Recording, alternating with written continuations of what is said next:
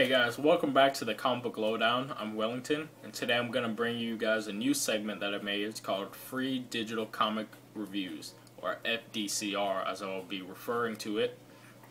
And in this, I'm just going to be reviewing a free comic that I get from any of the comic book websites like Marvel or Comixology or things like that. I'm going to be reviewing that single issue based on that single issue alone, and not based on what I know from further readings or what I know from past readings of that series, if there are any. And it does not matter if there's going to be, if this is an issue 1, it doesn't matter if it's issue 600. I gotta review it based on that issue and based on what that issue gives me, and just see how I like it from there. But anyways, we're going to get started with this comic that I'm reviewing today, and it happens to be an issue 1, and that is Nova, coming out of 2007, written by Dan Abnett and Andy Lanning, and pencils are by Sean Chen. And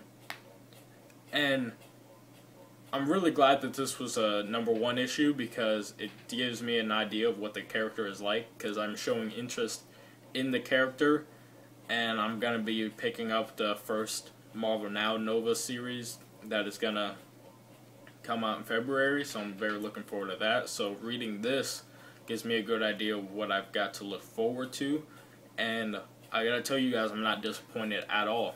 I definitely like this issue. I definitely like the character and the way that Abnett and Lanning write him. The art is very good. It's my kind of art, the art that I always, talk about, things like not too cartoony, but it sticks to being, drawings and not people. So that's definitely what I like. The art was great, and the story gives you a lot of information that you will need and from past events. So I guess I kind of have to talk about past events, but those things are given in the issue, so it's all good. I'm not cheating on the first episode here. So anyways, Nova, or Richard Rider, he's the last Nova Centurion in the galaxy. The Nova Centurions are like the police cops, pretty much, or if you want to relate it to DC, they're like the Green Lantern Corps. They can call them the Nova Corps. So he's the last Nova Centurion, last person of the Nova Corps, because in the past Nova series, the Nova Corps was wiped out by Annihilus and his Annihilation forces, and so there was an Annihilation War, and it wiped out the entire Nova Corps besides him, and it wiped out the entire planet where the Nova Corps comes from, a planet called Xandar. And what we get from this issue is that from Xandar, the planet Xandar, Richard and a thing called the World Mind bonded together, and now the World Mind lives in the Nova Centurion helmet that they wear, and it relays Richard all the knowings and all the knowledge that the World Mind had from the planet Xandar, and it knows a lot of things about the universe. So now Richard has all that knowledge at his will, and also it put all the power of the fallen Nova Centurions into Richard himself. So now Richard he pretty much has the power of all the Nova Centurions and the knowledge of where to go and all these kind of things at his disposal. So that makes him a pretty powerful character, and it opens to a pretty good story. Richard himself, he seems very stubborn, and he seems like he just wants to do good. That's the one thing that I really like about him. He just wants to do good, but he's very stubborn and a little arrogant about the ways that he goes about things. But it's all with good intentions, but all at the same time he's hurting himself while he's going on this this hunt for.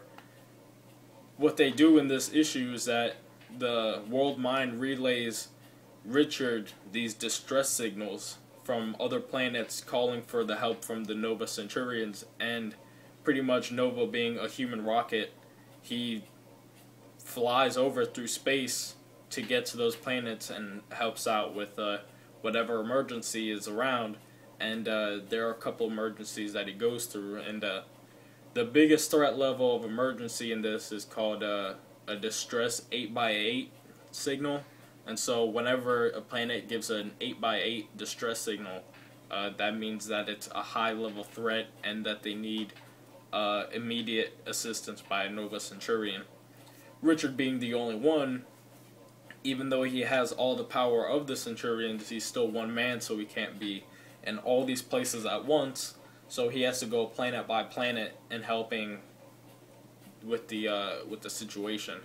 So in this, he fights off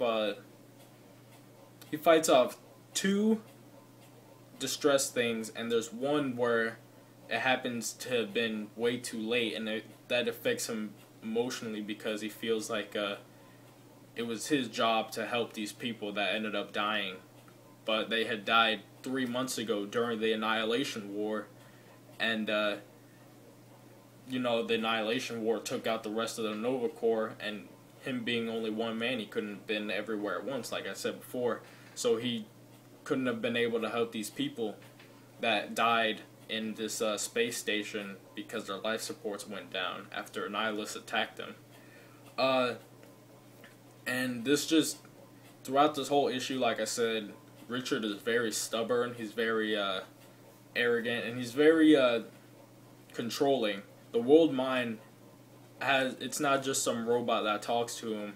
The World Mind has its own personality, and it tries to look out for Richard. It tries to tell Richard to slow down because at the pace that he's going, there's not going to be any Nova Centurions left, because Nova, at this rate, he hasn't eaten or drank any type of liquid in days. All he's been doing is going from planet to planet, fighting off these distress signals that he's been getting, and it's affecting him.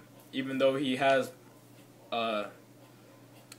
greater durability and greater strength and all that from having all the power of the Centurions in him, he's still a human being. So the World Mind tells him that he needs to slow down and take a rest or eat or drink or do any of that.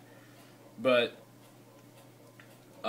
Richard wants none of that, and all he does is ask for, what's the next distress signal? What do we have to do next? What's the next planet we have to go to? And through this, we also see some little character things, like all Nova Richard would want to do is go back to Earth and see his old neighborhood, his old family, friends, and all that kind of stuff. But he feels like at this point in time, there's just no time for that, because he's the only one that can help any of these planets, and so that's all he's going to be doing for until whenever he's able to stop. And they also mentioned that it would be nice to repopulate the Nova Corps. I don't know how they go about doing that, but that's another character thing that is mentioned in this. And it's just a really good issue to get started with. Of course, it's a #1 issue, but he's a very interesting character, and the interaction between the World Mind and Richard clash very well, where they're at odds throughout the entire issue, but Richard seems to always get his way, and it does come back in his face in this issue at one point, and that leads us into the next issue, where there's a thing happening at Earth, or on Earth, no, not on Earth, but in an Earth space station, a helicarrier from S.H.I.E.L.D., and we don't see if Nova's gonna go handle that issue or not, but we do see that Iron Man is in that issue, so we can expect Iron Man to be in the next issue, of course. And so, yeah, I don't think I'm missing anything. Would I recommend this book? Definitely. Definitely recommend this book. It's Nova. It's part of the Rising from Annihilation series. It's newer. They have this in trade as well. They have the whole series in collection. I think it's 30-something issues. So maybe I'll pick one up sooner or later, but definitely not. Actually, later, not sooner at all. But I'm definitely interested. I would like to read what happens next. But unless they put that for free comics, looks like I'll have to wait a while. So, anyways, hope you guys like my review on Nova issue number 1. I'm going to try to put out these videos on a certain day every week. For right now, I'm going to keep it at Thursdays, but the day might change, and I'll announce that when it does. But anyways, I'm Wellington signing off with the Comic Book Lowdown, and I'll see you guys next time.